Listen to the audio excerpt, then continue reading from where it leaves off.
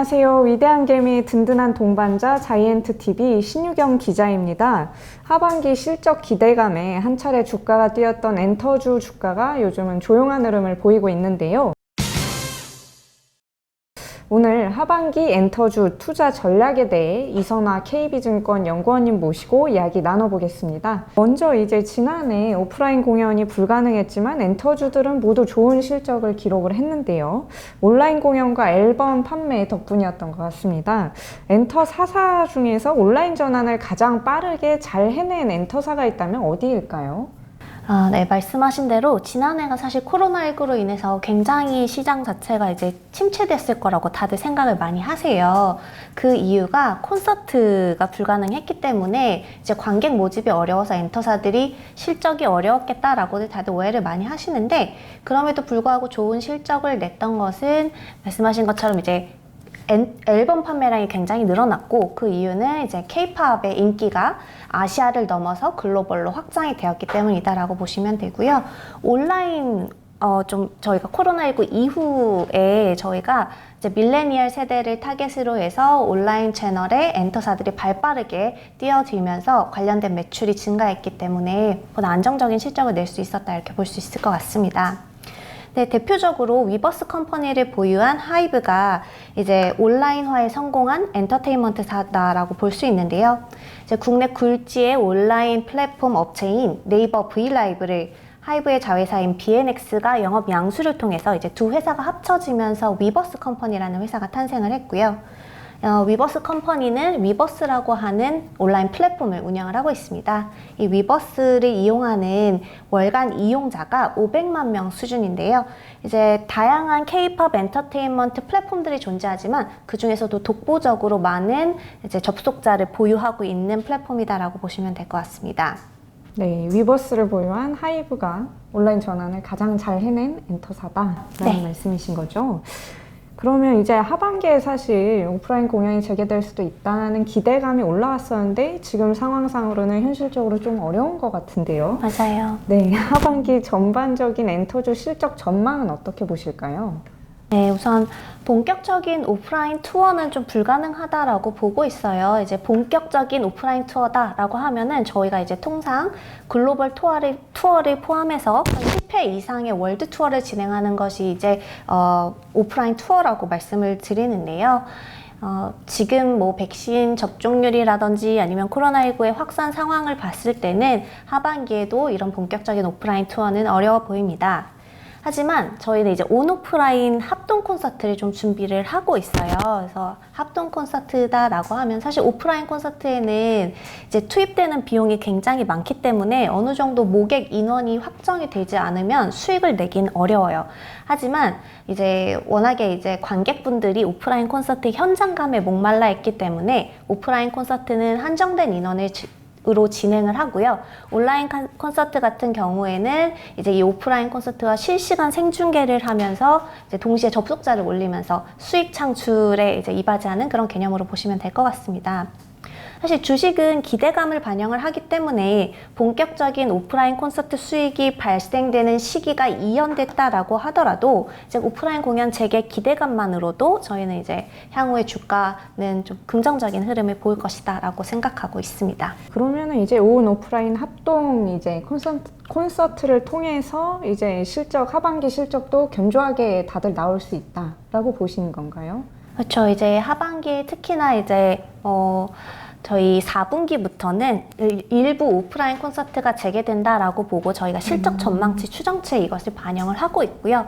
그리고 무엇보다도 지난해에 앨범 판매량이 굉장히 올라가면서 K-팝 팬덤이 글로벌로 확산이 됐습니다. 이것이 본격적으로 반영되는 시기가 올해 하반기에도 이어질 것이고, 내년에는 글로벌리 콘서트가 가능해지면 팬덤의 화력을 확인할 수 있는 시기가 내년이 되지 않을까, 이렇게 기대하고 있습니다. 네, 그러면은 사실 국내 주요 엔터 4사, 하이브, SM, JYP, 그리고 YG 엔터테인먼트 모두 1분기에 좋은 실적을 발표를 했는데요. 2분기 실적 전망에서 눈에 띄는 곳이 있으면 하이브 같은데, 네. 하이브는 사실 2분기 실적이 조금 정체가 예상이 되잖아요. 맞습니다. 네, 요거 이유가 있을까요? 사실 이제 정체라고 하는 것은 이제 영업이익 측면에서 조금 저희가 기대했던 것보다는 점점 추정치가 낮아지고 있는 그런 흐름을 보이고 있는데요. 이건 2보 전진을 위한 1보 후퇴 정도라고 생각을 하시면 될 것 같아요. 다른 이유가 아니라 일회성 비용 때문에 조금 영업이익이 정체되는 모습을 보이고 있습니다. 근데 2분기에는 이 하이브가 이타카 홀딩스라고 하는 저희가 이름만 들어도 알 수 있는 저스틴 비버나 아리아나 그란데 같은 유명 가수들을 보유하고 있는 미국의 유명 그 회사를 저희가 인수를 했어요. 그래서 그에 따른 인수 비용이 발생을 하는데요. 유상증자를 진행을 해서 이제 자본을 확충해서 그 회사를 인수를 했고 관련돼서 일회성 비용들이 약 100억 원 정도 집행이 될 것 같습니다. 그래서 다른 회사들보다도 이제 조금 좀 이익이 일회성 비용으로 인해서 지연이 좀 낮게 보일 수도 있고요. 또 한 가지는 사실 2분기에 하이브가 굉장히 활발한 활동을 했어요. 매출 측면에서 보시면은 BTS 연일 이제 빌보드 차트 갱신을 하고 있는데 BTS가 버터 앨범도 냈었고요. 그리고 투바투 투모로우 바이 투게더라고 하는 신인 그룹이 이제 2집 정규 앨범을 내면서 앨범 판매량에 크게 기여를 했습니다. 근데 여기서 수익성 같은 경우에는 2분기보다는 3분기에 좀 더 많이 잡힐 것 같아요. 보통 아티스트가 앨범을 하나를 발매를 하고 나면 관련돼서 MD, 굿즈라고 하는 다양한 상품들을 판매를 하는데요. 이게 저희 하이브 같은 경우에는 위버스 컴퍼니를 통해서 예약을 받아서 선주문에 후 발송을 하는 시스템입니다. 근데 저희가 이게 온라인으로 저희가 직접 판매를 이렇게 다른 뭐 유통사를 거치지 않고 예약 판매분을 받아서 진행을 하다 보니까 이제 발송 기준으로 저희가 매출이 잡히게 돼요. 인식되는 시점이. 그래서 2분기보다는 3분기에 저희가 이제 배송 시점이 거의 8월부터 본격적으로 MD가 발송이 되거든요. 그럼 그때부터 이익이 잡히기 때문에 2분기보다는 3분기에 보다 많은 이익이 잡힐 것이다. 그래서 하반기로 갈수록 실적에 대한 기대감은 더욱 커질 것이다. 이렇게 보시면 될 것 같습니다. 네, 이 MD라고 하는 게 뭐 응원봉 같은 거를 굿즈를 말씀하시는 것 같은데 네, 맞아요. 이게 그 영업이익 같은 데서 차지하는 비중은 어느 정도인가요? 저희 이 위버스 컴퍼니, 그러니까 위버스 플랫폼이 작년 한 해에만 매출이 2천억 원이 발생했어요. 그래서 작년에 하이브 전체 매출이 8천억인데 그 중에 4분의 1이 위버스를 통해서 발생했다라고 보시면 되고요. 영업이익률 한 7% 정도가 되고 굉장히 높아요. 그래서 다양한 팬심을 표출하기 위해서 굿즈들을 사서 저희가 가방에다 뭐 배지도 달고 다니고 하잖아요. 그리고 이제 CD를 당연히 CD도 뭐 저희가 한 장만 구매하는 게 아니라 10장 사서 친구들한테 나눠주기도 하고 하다 보니까 이제 저희가 뭐 순수하게 앨범을 발매했을 때 앨범 매출뿐만 아니라 다양한 부가적인 수입들이 창출이 되는데 이것이 기여하는 비중은 점점 더 커질 것이다. 이렇게 보고 있습니다. 네, 그러면 하반기 아티스트 컴백 라인업이 제일 좋은 엔터사는 어디인가요? 어느 한 회사를 콕 집어서 말씀드리기는 어려울 것 같아요. 근데 저희는 이제 한국의 K-팝 자체가 이제 팬덤이 확산이 되면서 다양한 아티스트들이 나오고 거기에 대한 팬층이 더욱 두터워졌다라고 보는데요. 하반기 엔터 4사의 라인업 모두가 기대가 됩니다. 조금 소개를 해드리면 하이브는 이제 BTS가 버터 앨범을 낸 이후에 저희 Permission to Dance라는 후속곡이 나왔잖아요. 이걸 합쳐서 이제 버터 실물 CD가 나온 상태이고요. 그래서 지속적으로 빌보드 차트를 계속 1, 2위 막 계속 휩쓸고 있는 게 이제 BTS 인기를 입증한다 이렇게 보시면 될 것 같고요. YG 같은 경우에는 8월 8일이 곧 있으면 8월 8일인데 블랙핑크 데뷔 5주년 기념일이에요. 그래서 이 기념 관련해서 이제 블랙핑크가 현재 위버스에 하이브와 연합해서 입점되어 있는 상태에 있는데 그 관련된 기념 MD들이 이제 위버스를 통해서 본격적으로 판매가 될 것이고요. 데뷔 5주년을 기념해서 리사도 이제 솔로를 준비를 하고 있습니다. JYP 같은 경우에는 뭐 가장 대형 아티스트라고 할 수 있는 것이 스트레이키즈예요. 좀 눈에 띄는데 사실 갓세븐이 나가고 난 이후에 남자 아이돌이 좀 부재를 했었는데 이 공백을 메꿔주는 게 스트레이키즈다라고 보시면 되고요. SM 같은 경우에는 레드벨벳이 이제 컴백을 예고를 했고 그리고 NCT가 사실 주목해야 될 아티스트다라고 보시면 될 것 같아요. 원래 NCT는 프로젝트성 그룹인데요. 네. 최근에 SM 주가가 굉장히 좋았잖아요. 그렇죠. 근데 이 NCT가 앨범 판매량이 상승하는 속도가 무시무시합니다. 그래서 원래는 NCT가 2018년에 프로젝트성으로 데뷔를 해서 2년에 한 번씩 완전체 활동을 하는 걸로 계획이 되어 있었어요. 그래서 작년에 완전체 활동을 하면서 뭐 한 번 앨범을 낼 때 200만 장 정도 판매를 했었는데, 이번에 NCT가 이제 드림, NCT 뭐 127 이런 식으로 이제 유닛 활동을 하면서 히트를 쳤던 게 NCT 드림이 NCT 완전체만큼 200만 장 이상의 판매고를 올렸습니다. 그래서 이 기세를 몰아서 완전체 활동을 한 번 더 해보자. 그래서 NCT 2021이라고 해서 완전체 활동 이제 하반기에 한 번 더 진행이 될 것 같고요.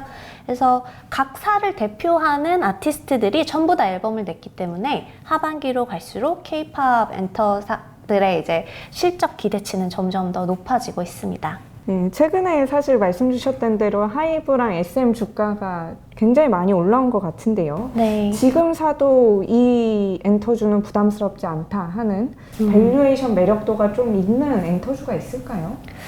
저는 개인적으로는 YG 엔터테인먼트를 좀 선호를 하고 있습니다.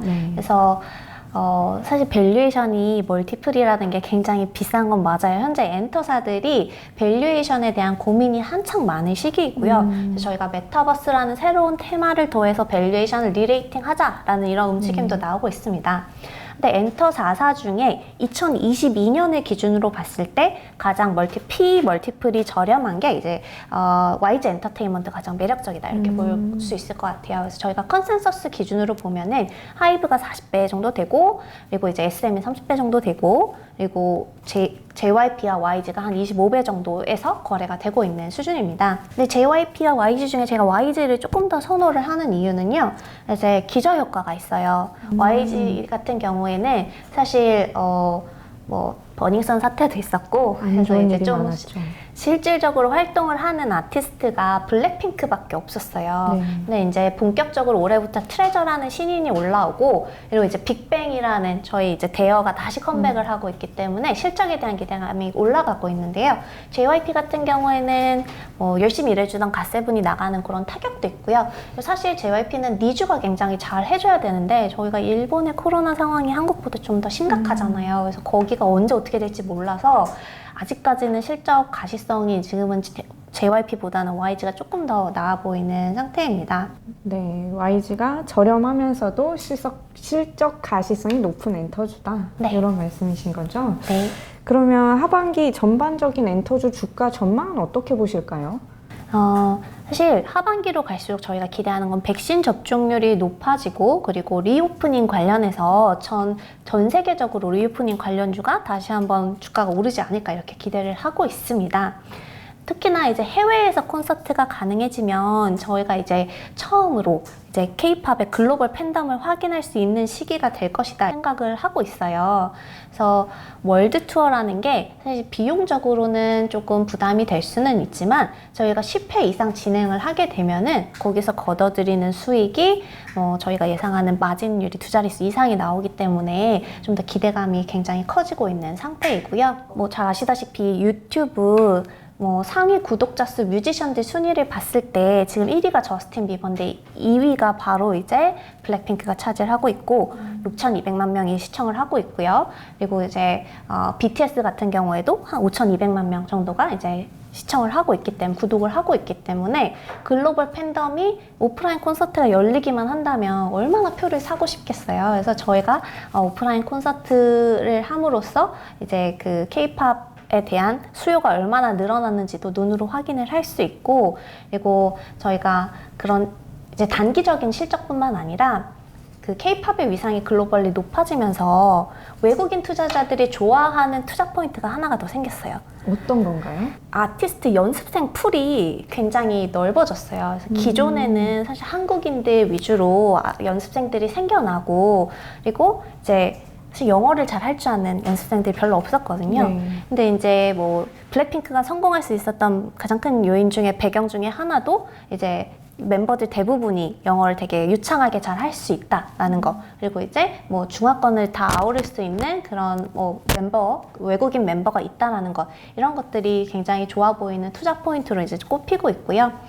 특히나 저희가 2018년에 한국의 오디션 프로그램이 전성기였던 시절이 있어요.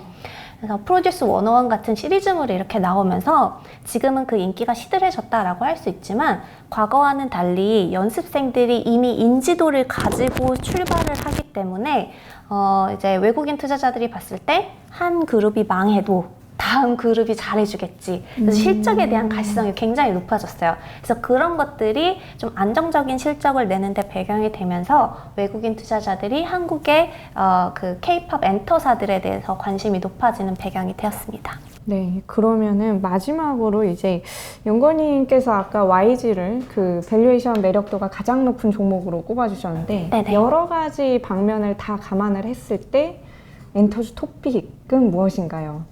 사실 YG 엔터테인먼트가 지금 현재 구간에서는 조금 마음이 편하게 살 수 있는 그런 뭐 최선호주다라고 할 수 있고요. 그리고 또 관심 종목으로 하이브를 사실 빼놓을 수가 없어요. 지금 뭐 시가총액 비중으로 봤을 때도 엔터사 중에서 가장 이제 큰 역할을 하고 있는 게 하이브이고요. 우선 두 회사가 같이 시너지를 내면서 커간다는 게 저는 가장 큰 투자 포인트다라고 볼 수 있을 것 같습니다. 우선 뭐 첫 번째로 하이브 같은 경우에는 온라인 플랫폼을 보유하고 있기 때문에 이 아티스트 IP의 다양성을 보유하기만 한다면은 그 플랫폼을 통해서 다양한 매출이 일어날 수 있는 구조를 가지고 있어요. 그래서 하이브가 본인들 소속되어 있는 아티스트뿐만 아니라 YG 소속의 아티스트들을 이제 영입을 함으로써 이제 다양한 매출을 발생시킬 수 있는 아티스트 IP를 보유하게 되었고요. YG 입장에서도 본인들이 유통망을 보유하고 있는, 사실 이 위버스 컴퍼니가 비용도 굉장히 많이 나오거든요. 인력도 또 새로 뽑아야 되지, 그리고 서버 비용도 부담을 해야 되지, 이런 것들이 있는데 그런 비용을 부담하지 않고서도 이제 블랙핑크라고 하는 뛰어난 아티스트 IP를 바탕으로 위버스에 입점함으로써 거기서 부가적인 매출을 창출할 수 있게 되었다는 점에서 비즈니스 모델이 확장되어서 두 회사가 시너지를 낼 수 있는 구간이다, 이렇게 보고 있습니다. 그래서 저희가 두 종목을 모두 추천을 드리고 있어요.